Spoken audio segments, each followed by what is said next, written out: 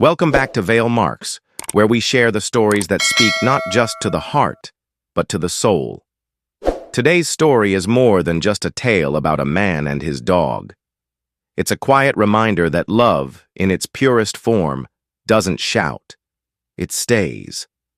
I wrote this in the hope that it brings comfort and courage to those who are enduring unthinkable loss, especially families still reeling after the devastating earthquakes in Myanmar and Thailand. This video contains a deeply moving message, one you'll want to stay with until the very last word. Because sometimes, the smallest bark carries the loudest hope. As Victor Hugo once said, "Even the darkest night will end and the sun will rise." Let this story be your sunrise. The town of Ridgerest had always been a quiet place. Dusty roads winding through pale desert hills, front yards with wooden wind chimes swaying in the breeze, and neighbors who still waved at each other from their porches. Most people here were older, retired, or just tired of the noise of the world. And among them was an old man named Thomas, who lived at the edge of town in a small wooden house shaded by a pair of brittle cottonwood trees. Thomas was the kind of man who didn't speak much. A Vietnam veteran with a limp in his left leg and a voice like dry gravel, he spent most of his days tending a small garden and talking, though few ever heard, with his only companion, a brindle-coated pit bull named Bruno. Bruno wasn't the kind of dog people in Ridgecrest warmed up to, strong, broad-chested, with a deep stare that made strangers hesitate. But for Thomas, Bruno was everything. A rescue dog, found shivering behind a dumpster 5 years ago, Bruno had arrived in Thomas's life when loneliness was starting to feel like gravity, something impossible to rise above. Then, one July afternoon, the earth cracked open beneath their world. It started with a low hum, then a shudder. A glass shattered in someone's kitchen, and a bird took flight too early. Within seconds, the ground heaved like it had something to say. Ridgecrest trembled under the weight of a 7.1 magnitude earthquake. Houses split in half, power lines snapped like twigs, and the small wooden home at the edge of town collapsed into a mess of timber, glass, and dust. Emergency sirens screamed through the dry air. Dust settled like snow on rooftops that no longer stood. And in the center of all that devastation sat Bruno. He wasn't barking, he wasn't pacing. He just sat, still as a stone, on the edge of a jagged fault that had split right through the garden he used to nap in. His eyes fixed on a narrow fissure where floorboards had given way and earth had swallowed something whole. His tail didn't wag. His ears twitched only slightly at the sound of heavy boots approaching. Rescue teams, clad in orange and yellow, moved fast around him, calling names, marking collapsed homes, carrying stretchers and equipment. But no one paid much attention to the dog with mud-streaked fur and eyes like dusk. Bruno didn't move, even when it rained. The storm came that night, thick clouds rolling in as if drawn to grief. Raindrops fell hard on broken shingles and bent metal. The pit bull curled himself near the fissure, body shivering, eyes never leaving the gap in the earth. He let the rain soak through his coat, let the wind pull at his ears, but never lifted a paw to leave. People began to notice. A firefighter passing by paused just long enough to watch Bruno lay his head gently near the cracked wood. A volunteer nurse whispered, "Why hasn't he moved all day?" A little girl, riding in the back of a truck filled with blankets and supplies, asked her father, "Is the dog guarding something?" Someone muttered, "Maybe he's waiting for his owner." But the cruel logic of disaster took over quickly. Search efforts were focused elsewhere. The list of names missing grew longer, and with each hour, the chances of survival shrank. By the third day, whispers around town suggested that Thomas, quiet old Thomas who lived with that odd pit bull, hadn't made it. They said it softly, so the child next to them wouldn't hear, so that hope wouldn't get offended. "He must have gone with the house," one man shrugged. "It caved in real bad." Another woman added, "Poor dog, doesn't understand. Just waiting for someone who isn't coming." But Bruno, he wasn't just waiting. He was remembering. He remembered the way Thomas used to whistle in the mornings while making coffee. He remembered the low hum Thomas would make when tending tomatoes, the slow walks in the cool evenings, the feel of Thomas's rough hand resting on his back. He remembered the time Thomas carried him, bleeding, through 3 blocks of traffic to the nearest clinic when he got hit by a car. The time Thomas spoke his name so gently, Bruno forgot the pain. And maybe, in the deepest way dogs do, Bruno understood what had happened. But he also understood something else. Thomas was still down there, and until someone found him, or until Bruno was sure he never would, he wasn't leaving. So he stayed, through the wind, through the sirens, through the quiet hours between midnight and dawn. He didn't make a scene. He didn't howl at the sky. He just stared into the crack in the earth, alert to every shift in the wind, every vibration below.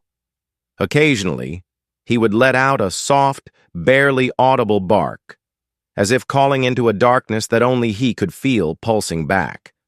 Some called it blind loyalty. Others called it grief. But there, under a broken sky and beside a silent hole in the ground, Bruno became something more. He became the final piece of hope that hadn't left Ridgerest yet. A living question that no one could answer. If Thomas was truly gone, why was Bruno still there? Before the earth shook and the world took notice of Bruno, before the news stories and the photos, before the rain and the long wait beside a crack in the ground, there was only silence. Not the kind of silence that feels peaceful, but the kind that echoes inside empty homes. That was the kind of silence Thomas lived in for years, until Bruno came along. Thomas was 69 when his wife passed. They had spent 4 decades together, moving from base to base during his military years, finally settling in the quiet edges of Ridgerest when the noise of the world became too much. After she was gone, Thomas stopped speaking to most people, not out of bitterness, just weariness. The house grew quieter. Mornings turned dull. Meals were microwaved leftovers, and the garden, once vibrant with her touch, began to fade. It wasn't grief that ate at him, it was something quieter, heavier, a kind of fading. Days went by, then months, and even the wind outside seemed to avoid the house at the edge of the sand. Then one afternoon, on a whim, Thomas visited the county shelter. He didn't know why. Maybe it was the weather. Maybe it was the way her old wind chimes still rang when he walked past them. Or maybe he just wanted to hear something breathing other than himself. That's when he saw Bruno. The staff had warned him immediately. "Not that one," they said.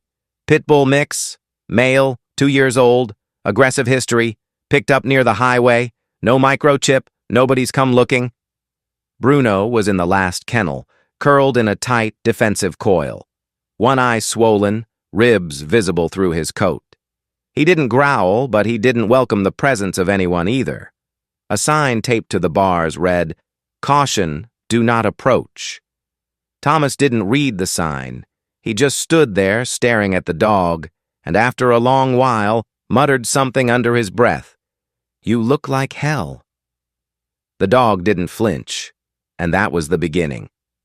Thomas returned the next day, then the next. He brought pieces of cooked chicken in Tupperware, sat beside the kennel without saying much.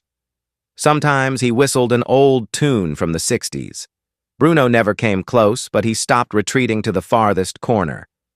That was enough. After a week, the shelter workers were surprised when the paperwork was filed. "You're really taking him?" they asked. "Why him?" Thomas shrugged. "We're both unwanted. Might as well keep each other company." Back at home, things weren't smooth.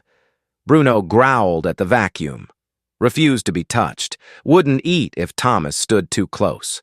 For the first 3 nights, the dog didn't sleep. He just paced, silently, like he was waiting for something bad to happen. But Thomas didn't raise his voice, didn't push.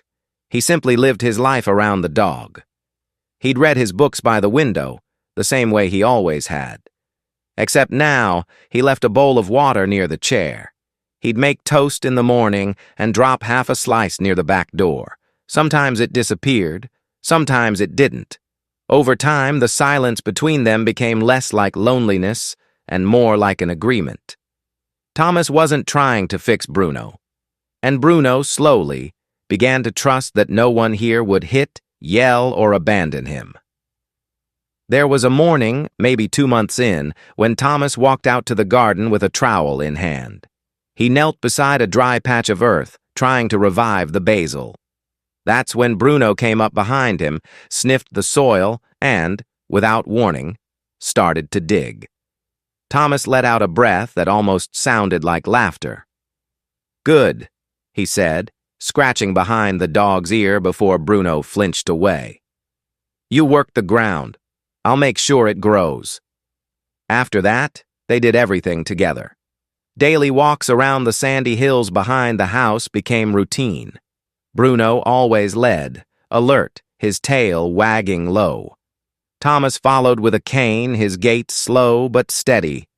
Sometimes they'd rest under the shade of a lone Joshua tree while Thomas talked to the sky like it owed him answers, and Bruno listened without blinking. Every evening, Bruno would wait by the door when Thomas came back from town, and every morning Thomas would whistle the same tune while Bruno curled at his feet. The wind chime that hung from the porch, his wife's favorite, clinked gently every time Bruno brushed against it. It became a sound Thomas cherished, a soft reminder that even though everything had changed, something still moved with purpose. Something still sang in that house. Neighbors, the few who still kept in touch, began to say they'd never seen the old man look healthier, less hunched, more awake. Emma, the young woman who worked at the vet's office, saw them in town once and said, "You two look like you've been together for years." Thomas chuckled, holding Bruno's leash. "He doesn't talk much, but he listens better than most folks I know." But the truth was, neither of them needed to talk. Their friendship wasn't built on noise. It was made of early morning silences, shared meals on the back porch, and small acts of trust rebuilt one hesitant moment at a time. Bruno didn't need a command. He knew when Thomas was sad, knew when to lie closer, when to walk slower. And Thomas, for all his gruff exterior, had begun talking again, not to people, but to Bruno. And that somehow had made the air inside the house feel less like a tomb and more like a home. They weren't just man and dog.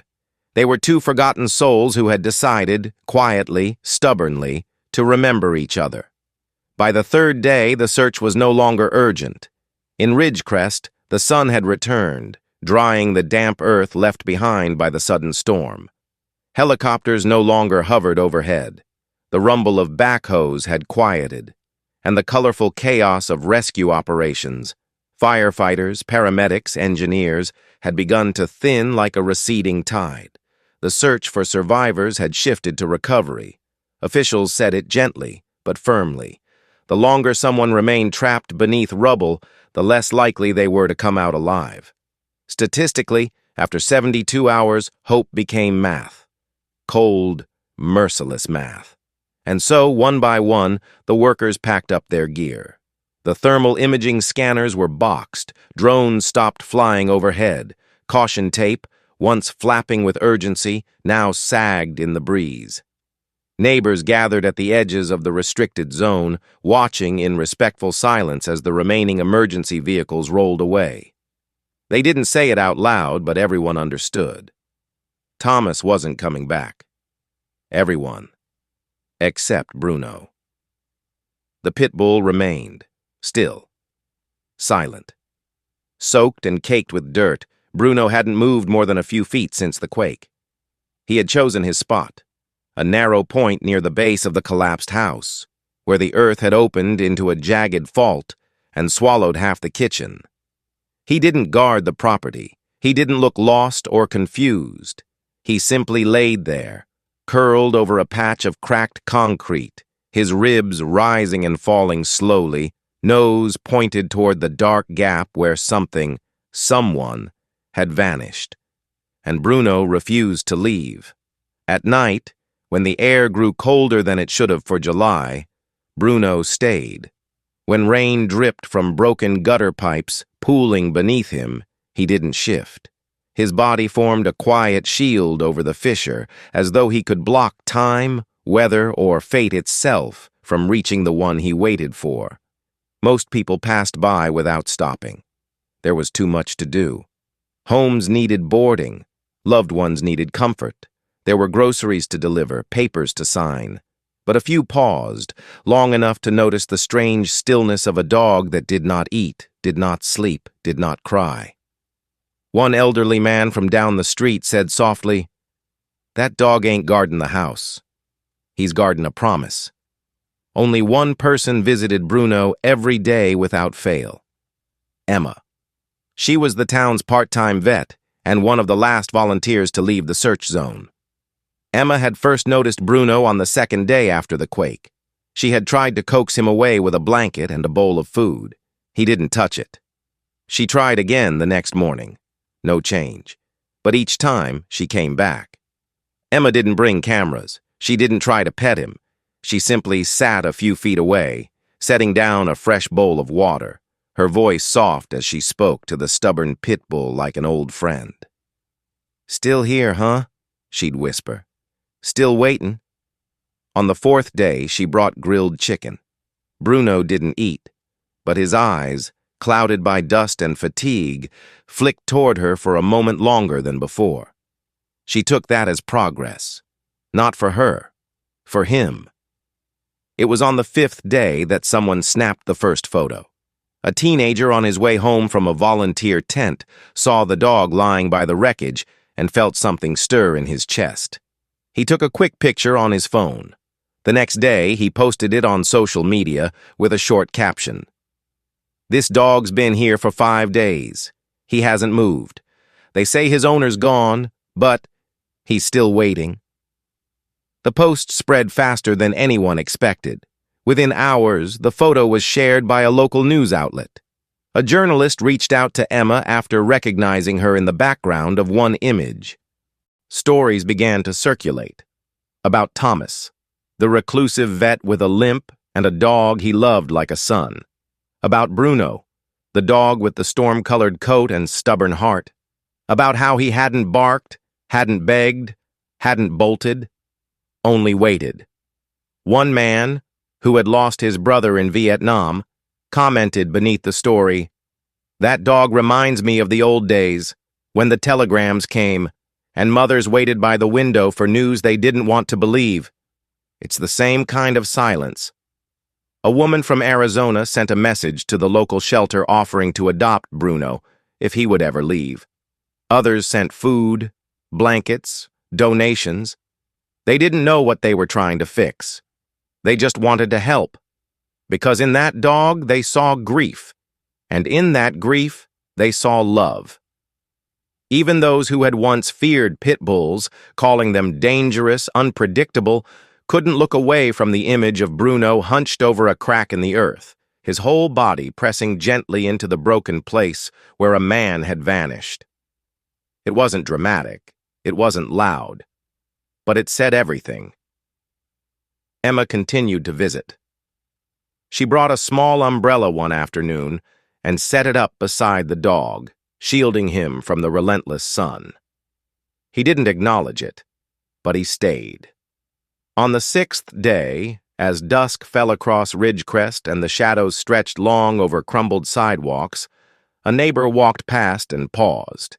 He looked at Bruno, then down at the fractured cement and whispered, "I saw him lay his head down again, like he was listening.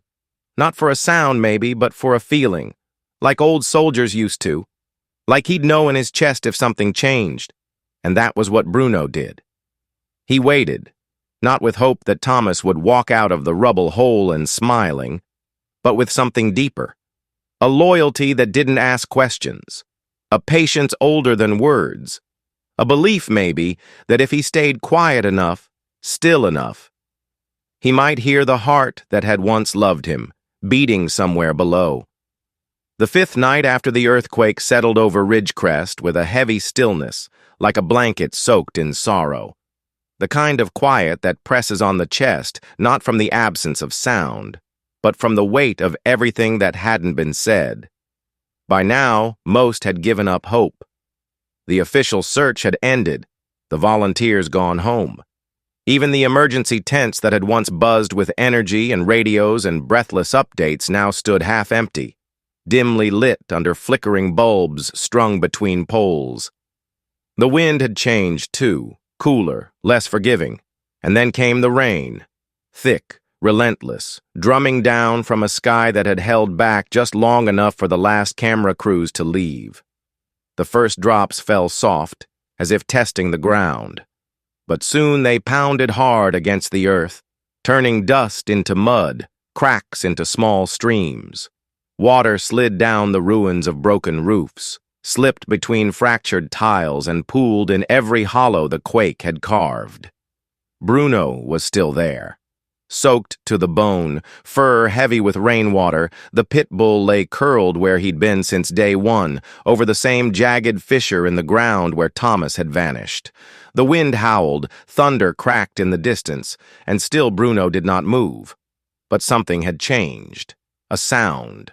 Small at first, almost easy to miss beneath the downpour. A bark, not loud, not panicked, but purposeful, measured. One sharp exhale, then silence. Another, then another. The rhythm wasn't frantic, it was deliberate. At the nearby aid station, Emma sat on a metal folding chair beside a stack of blankets, her scrubs wrinkled, her eyes red from too many hours without sleep. She had just wrapped gauze around a child's sprained wrist when she heard it. She froze. Her ears strained, and there it was again. That bark, soft but not weak, as if someone or something was trying not to disturb the world too much, but also couldn't stay quiet any longer. Emma stood slowly, handed the child's mother the final roll of tape, and stepped out into the storm. The cold hit her immediately, slicing through her clothes. But her feet were already moving, toward the edge of the search zone, toward the place where she had seen Bruno lie so still for so many days. She didn't run, she didn't shout, she just walked fast, head down, shoes sinking into the mud with every step. Her flashlight bounced weakly across the debris, casting shadows on fallen beams and broken glass. And then she saw him. Bruno, hunched and shaking, standing now for the first time in days, front paws planted firmly at the edge of the fissure, his eyes burned with something wild, something urgent, but not desperate. He let out another bark, then turned his head, locked eyes with her, and barked again. "Bruno?" she whispered, her voice lost in the wind. He barked again, short, firm, like he needed her to hear. Emma's heart thudded. She crouched down beside him, shined her light into the crack. All she saw was darkness, mud, a collapsed beam, no movement, no sound. She swallowed hard. Not after this long, not after 5 days. It wasn't possible, but Bruno wouldn't stop. He barked again, this time lower, more drawn out, as if calling something from below. He nudged the ground with his paw, looked at her, then back down again. His body trembled, but not from fear, from insistence. Emma stood and turned, eyes scanning the field until she saw one of the engineers, Carlos, a volunteer who hadn't yet packed up. He was tossing tools into the back of his truck, his raincoat glinting under the floodlight. "Carlos!" she shouted, waving her arms. "I need the sensor." He hesitated. "They already pulled all the seismic—" "No, not seismic," she called back. "The acoustic one, the high-sensitivity mic. Just bring it, now." He blinked, then nodded and grabbed the slim black case from the truck. Within minutes, the two were crouched beside Bruno, water running past their knees as Carlos set up the device. A thin cord unraveled from the receiver and lowered gently into the crevice. Emma held her breath. Bruno went quiet, eyes fixed on the dark, static. Then silence. Carlos adjusted the gain, fine-tuned the filter. Emma closed her eyes, willing the earth to speak. Nothing. Bruno let out one final bark. Low, steady. Then, a sound. Faint, almost like a rustle. Then again, a tap, tap, tap. Carlos looked up sharply. "Did you hear that?" Emma's hand flew to her mouth. Her eyes brimmed with something between disbelief and awe. "Yes," she breathed. "Oh my God, yes." From deep within the rubble, beneath feet of splintered wood and stone, someone was knocking. Not loud, not strong, but alive. Bruno backed away slightly, giving them space, then sat down beside Emma and curled his tail around his legs. He had done what no one else could. He had known. And on the fifth night, in the pouring rain, when hope had turned to memory, Bruno had found the strength to speak, not with panic, not with noise, but with purpose. Just enough. Just in time. The knock was real. Carlos confirmed it once, then twice. Emma recorded the sound, just to be sure it wasn't some trick of the storm. And when the third knock came, faint but unmistakable, the two of them looked at each other with an expression neither of them would ever forget. Hope, raw and electric, igniting like a match in a long, dark room. They didn't wait. Calls went out over radios still powered in nearby trucks. Lights flickered back on. Word spread faster than the rain could wash it away. There was someone alive under the rubble at the edge of Ridgerest. Teams who had already signed off for the night turned their vehicles around. EMTs returned, sleepy-eyed but reawakened. A second engineer drove in from the next town with a thermal drone. Within 30 minutes, the field around Bruno and the collapsed house filled with movement. Flashlights crisscrossed the darkness. Headlamps bobbed, ropes were tied, shovels scraped against stone, buckets passed hand to hand like an old-fashioned fire line. Someone brought a portable floodlight, and suddenly the jagged edges of Thomas's ruined home were illuminated like a stage. One where no one knew if the lead actor would still be breathing by the final act. Bruno never moved far from the fissure. He sat just a few feet from where the team was digging, tail thumping gently in the mud whenever someone spoke near the crevice. He seemed calm now, no longer barking, just watching with eyes that never blinked. Once in a while, he let out a quiet, low whine, barely audible beneath the rainfall and the sound of crowbars prying up soaked wood. It wasn't panic. It wasn't fear. It was encouragement. Every few minutes, Carlos paused to listen through the receiver. The knocking had stopped, but once, just once, they heard something else. A rasp, a breath that didn't belong to the storm. That was all the team needed. The rescue became a rhythm. Dig, lift, clear, check. Dig, lift, clear, check. Hands moved fast but careful. Nobody spoke loudly. No one wanted to say the wrong thing and invite silence where sound had once been.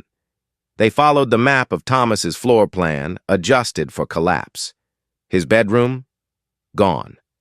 The kitchen? Completely shifted. But there, where the back wall had caved in, that's where the signal had come from, right above where Bruno had sat for 5 long days. Emma stayed close to the pit bull. He was shivering, but refused the emergency blanket she offered. His attention was fixed on the pit, on the spot where his world had disappeared.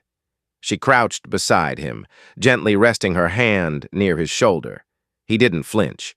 He leaned slightly into her, as if grateful someone else could finally feel what he had known all along. The minutes passed, like hours, and then, just after 4 a.m., a cry rang out. "Found him! I've got him! He's here!" Shovels dropped. Medics rushed forward. Everything moved in a blur of coordinated chaos. Emma stood quickly, heart in her throat.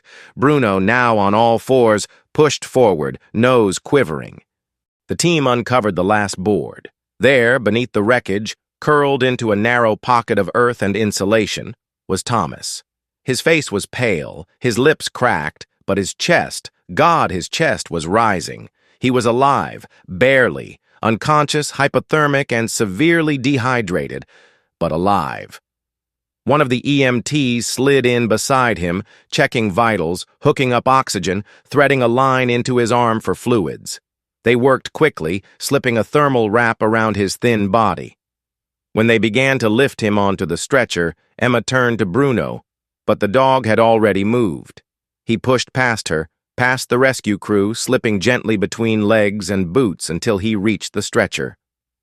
"Wait, hold him back," someone said. But no one did.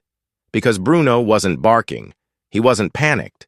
He walked up slowly, eyes locked on the man whose scent he had never stopped guarding. And then, so softly it could have been a sigh, he laid his head on Thomas's chest. The rain stopped. No one spoke. Even the medics paused for a beat.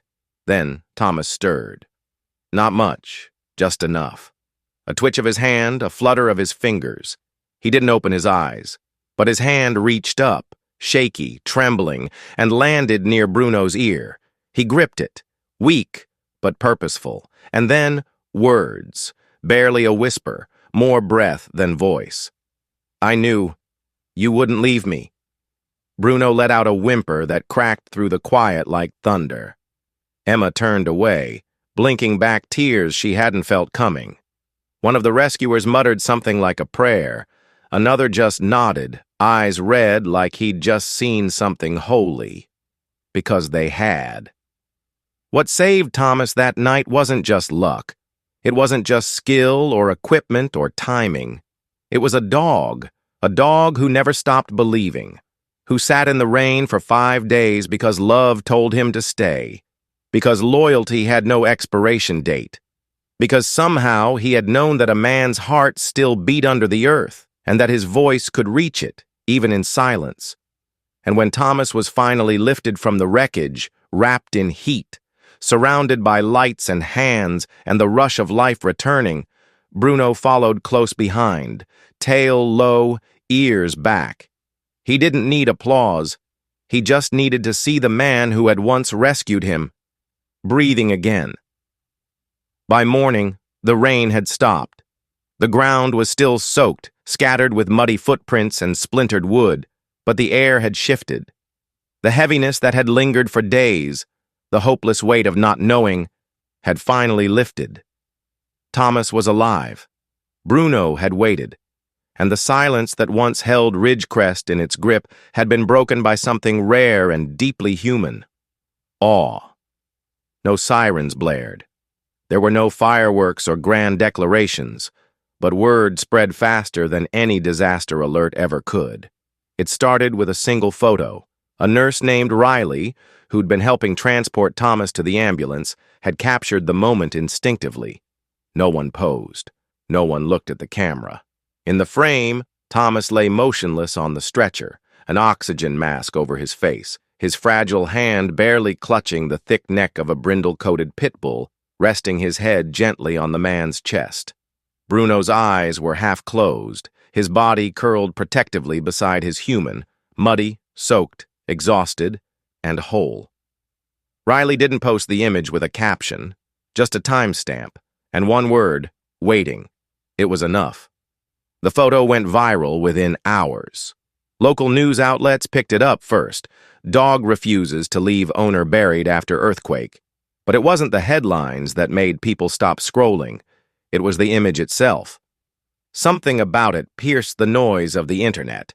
No drama, no politics, just quiet loyalty, caught in a beam of early morning light between broken wood and broken odds. Soon, national news stations called the Ridgerest Fire Department, wanting to confirm the story. Who was the man? Who was the dog? What had happened in that long stretch of days when hope was supposed to run out? Neighbors began to speak up.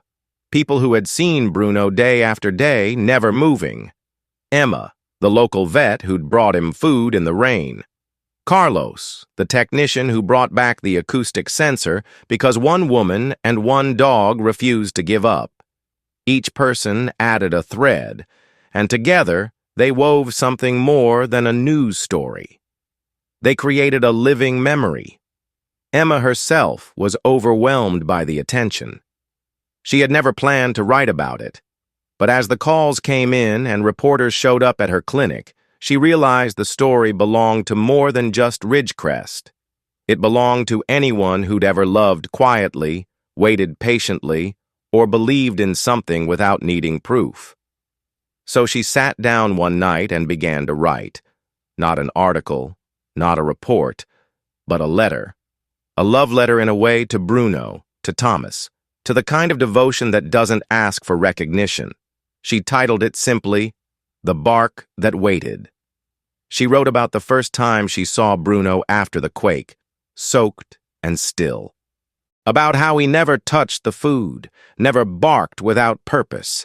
About how he taught her that presence could be louder than noise. And how, in the end, it wasn't machines or rescue tools that saved Thomas. It was love. The blog post went live at midnight. By sunrise, it had been shared thousands of times, not just by animal lovers, but by veterans, widows, first responders, and people who had once been alone and needed something, anything, to remind them that they mattered. Comment sections filled with memories, photos of dogs who had passed, stories of old pets who had slept beside sick beds, waited by doors, or stayed in empty homes long after their people were gone. One woman wrote, "I'm 72. I lost my husband 3 years ago. I have a little terrier who sleeps on his pillow every night. I thought maybe it was silly, but this story reminded me it's not." Another man shared, "My dad was a soldier. We had a pit bull named Max. They were inseparable. Bruno brought all of that back. Thank you." The impact was more than emotional. Within weeks, the local shelter saw a surge in adoption applications, particularly from older residents. People who once hesitated now asked for the hard-to-place dogs, the bigger ones, the older ones, the ones with cloudy eyes and quiet hearts. Bruno had changed something, not with fame, but with example. He was invited, along with Emma and Thomas, once Thomas regained enough strength, to a small event at the Ridgerest Community Center. It wasn't a ceremony, there were no trophies, just folding chairs, lemonade, and people who needed to say thank you. Children drew pictures of Bruno with crayon hearts and gold medals. Seniors came with walkers and canes, some bringing framed photos of dogs long gone. One man, in a trembling voice, said, "I came because I needed to believe that kind of loyalty still exists." Bruno, true to form, didn't bark once. He sat beside Thomas, calm and composed, as if none of it was about him. Because in truth it wasn't. It was about something bigger. Something Bruno had reminded them all of.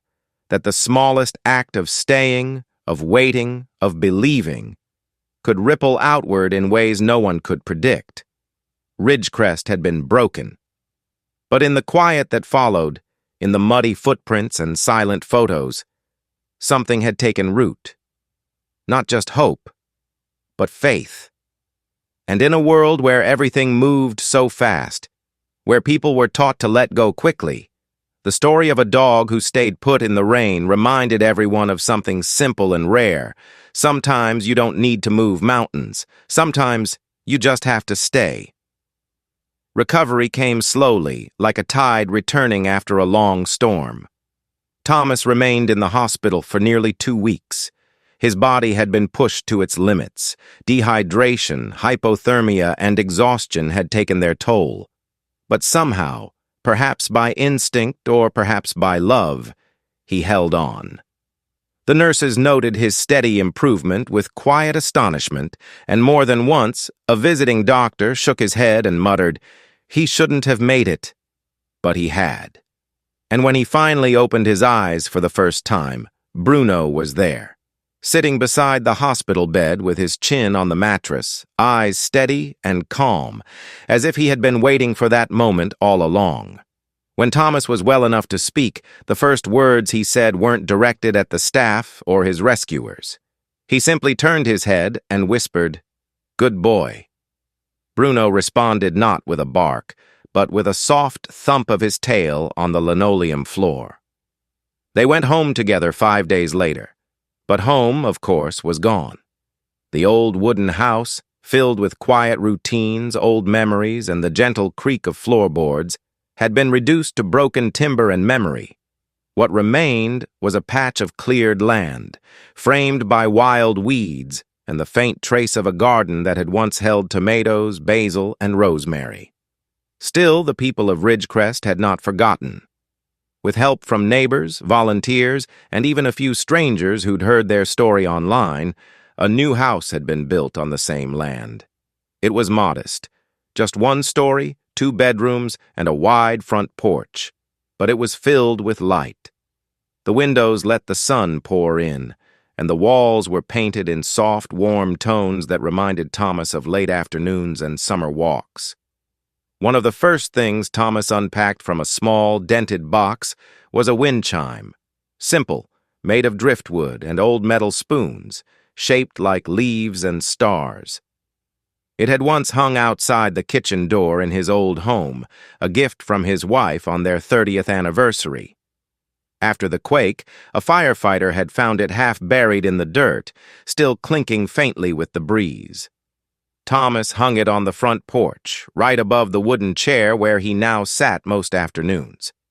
It didn't ring often, only when the wind was just right.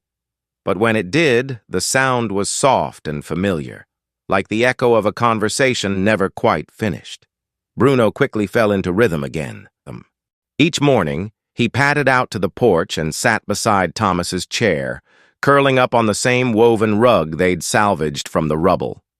In the afternoons, he would lay his head on Thomas's foot, watching the sky with heavy eyes, occasionally glancing up as if to say, "We're still here." Thomas no longer walked as far as he used to. His steps were slower now, his breath more shallow.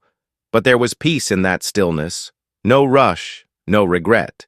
Just the quiet bond of a man and his dog, sharing time they hadn't expected to have. Sometimes visitors would come by. A woman who had adopted a rescue dog after reading Emma's blog dropped off a basket of dog treats and homemade cookies. A teenager who had volunteered during the recovery effort brought Bruno a leather collar with his name engraved in brass. And Emma came by at least once a week, sometimes just to sit on the porch and listen to the wind chime. On one such afternoon, Thomas sat with a framed photograph resting on his lap. It was of his wife, taken in the garden, sun spilling over her hair, her laugh frozen in a moment he could still hear if he closed his eyes. He reached out with a trembling hand and touched the frame, then looked down at Bruno, who had laid his head across Thomas's slippered feet. "We don't have much time left, old friend," Thomas murmured. "But as long as I'm breathing, you'll never be alone." Bruno didn't move. He just gave a soft sigh, closing his eyes, the way dogs do when they feel safe, when they know they are home. And in that silence, the wind shifted. A breeze moved gently across the porch, rustling the leaves of the lone tree beside the house. The wind chime stirred, clinking once, twice, then softly ringing a melody only the two of them could truly understand. It wasn't a song of mourning. It wasn't even about the past. It was a reminder that love, when it is real, doesn't vanish in the storm. It waits, it listens, it stays. Bruno never strayed far from Thomas after that. He followed him through the garden, lay beside his bed at night, and watched over him with the same quiet devotion that had kept him rooted in the rain 5 days straight. He didn't ask for attention or reward, just presence, just the small things. Sunlight, a kind voice, the warmth of a hand on his back. And so time moved forward, not loudly but gently. Seasons shifted. The grass regrew over the cracks. The porch light flicked on at the same time each night. And the wind chime, that simple handmade thing, rang whenever the breeze decided to pass through, not to signal danger, not to mark the end of something, but to say, in the quietest way possible, we are still here, and we still remember. If you've stayed with me until now, thank you, from the bottom of my heart. What you've just heard is not only a tribute to loyalty, but to the silent strength that so often goes unnoticed in this world. Bruno didn't speak, didn't beg, didn't run. He simply stayed. And in doing so, he brought life back to a man long thought lost. At Vale Marks, our mission is to tell the kinds of stories that make us stop, feel, and remember what truly matters. If this story touched you, if it made you cry, made you think, or reminded you of someone you love, I invite you to leave a comment, share your thoughts, or simply write, "I'm still here." Let's build a community where people don't feel alone. And if you haven't yet, please subscribe. Hitting that button is more than just a number. It's a sign of encouragement, a way for this channel to reach 1,000 subscribers and continue creating meaningful, high-quality stories that matter. As the old saying goes, some souls speak in silence, and some love is too big for words. This was one of those stories.